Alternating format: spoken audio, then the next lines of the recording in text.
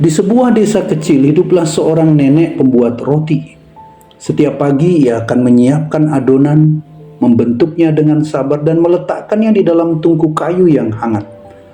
Roti-roti buatannya terkenal lembut, harum, dan mengenyangkan jiwa. Nah, suatu hari cucunya yang masih kecil ikut membantunya. Ketika melihat nenek memasukkan roti ke dalam tungku, ia bertanya, "Nek, kenapa tidak dimakan sekarang saja? Bukankah sudah terbentuk?" Nenek tertawa lembut. "Sayang, kalau kita keluarkan sebelum waktunya, rotinya akan setengah matang. Di luar kelihatannya bagus, tapi di bagian dalamnya mentah dan pahit. Yang sabar ya sayang, tunggu sampai ia benar-benar siap." Anak kecil itu pun gelisah menunggu. Setiap beberapa menit ia membuka pintu tungku berharap sudah waktunya. Tapi neneknya tetap berkata, "Belum, tunggu sedikit lagi sayang." Sampai akhirnya roti itu matang sempurna, aromanya mengisi dapur yang membuat setiap orang ingin menikmatinya. Ketika roti itu disajikan, sang cucu berkata, "Nek, ternyata menunggu itu susah ya. Tapi enak ya kalau kita bisa sabar." Nenek tersenyum dan berkata, "Begitu juga dengan hidup kita, Nak. Kadang Tuhan sedang memanggang hatimu. Diam bukan berarti dia tidak bekerja. Dia hanya sedang menyiapkan sesuatu yang utuh dan layak bagi jiwamu." Saudara-saudari, setelah kenaikan Yesus ke surga, para murid tidak langsung diutus. Mereka tidak segera menyusun strategi misi. Mereka menunggu dan mereka berdoa bersama Maria, dikatakan di dalam Alkitab. Di tengah ketidakpastian, Maria hadir bukan sebagai pemimpin yang bicara banyak, tetapi sebagai kehadiran yang tenang, menjaga ruang jiwa tetap terbuka pada Roh Kudus. Gereja lahir dari doa yang menanti, bukan dari aktivitas yang tergesa. Dan Maria menjadi ibu gereja justru karena dia tahu bagaimana menanti Allah bekerja, bahkan ketika semuanya nampak diam.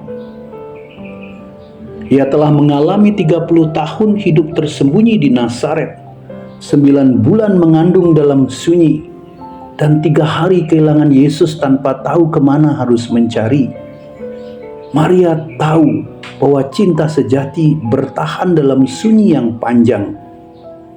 Maka saat para murid bingung dan takut dan tidak banyak bicara, Maria pun mengajak kita untuk tidak banyak bicara. Dia tetap tinggal berdoa, menanti, membuka ruang bagi Roh Kudus. Dia percaya bahwa Allah sedang memanggang sesuatu dalam hati para murid dan juga dalam hatinya sendiri. Dan dari ruang itulah saudara gereja dilahirkan, bukan dari kekuatan manusia, tetapi dari keheningan yang diisi oleh Allah. Ketika kita ingin menyelesaikan segalanya sekarang juga, Maria mengajak kita duduk, diam, mendoakan, menunggu dengan percaya. Seperti nenek yang tahu waktu memanggang, Maria tahu kapan jiwa siap menerima daya ilahi. Bunda Gereja tidak mendesak Allah untuk menjawab lebih cepat. Dia hanya menyiapkan hati agar ketika waktunya tiba, kita siap menerima daya ilahi yang tak dapat kita kendalikan, tapi bisa kita peluk. Maka jika hidupmu seperti adonan yang belum matang, jangan putus asa. Duduklah bersama Maria. Biarkan kehangatan doa dan waktu Allah membentukmu pelan-pelan sampai hidupmu memancarkan aroma yang menyegarkan dunia. Saudara, mungkin 3 pertanyaan ini membantu kita untuk merenung. Apa yang sedang aku tunggu dalam hidupku yang belum kunjung dijawab? Yang kedua, apakah aku bisa melihat penantian ini sebagai bagian dari kelahiran rohani yang lebih besar? Ketiga, bagaimana aku bisa menciptakan ruang doa yang sederhana dan setia bersama Maria? Mari kita berdoa bersama.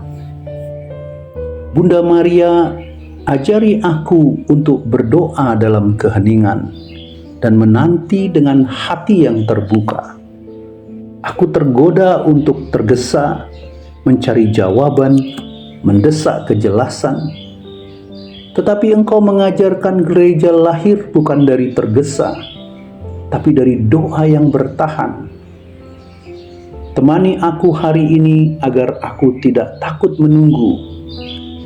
Biarlah aku menanti bukan dalam pasif, tapi dalam kesiapan akan Roh Kudus yang akan datang. Amin.